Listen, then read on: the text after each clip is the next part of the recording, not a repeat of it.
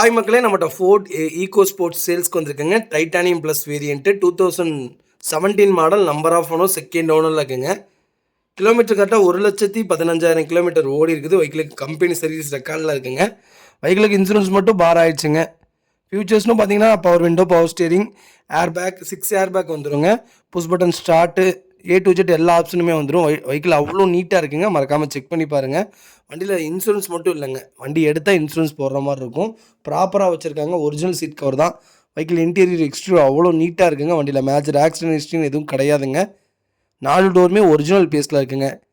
வெஹிக்கிளுக்கு under chase முதல் கொண்டு நல்லா இருக்குது. 4 டயருமே பிராண்ட் நியூ டயர் போட்டிருக்காங்க.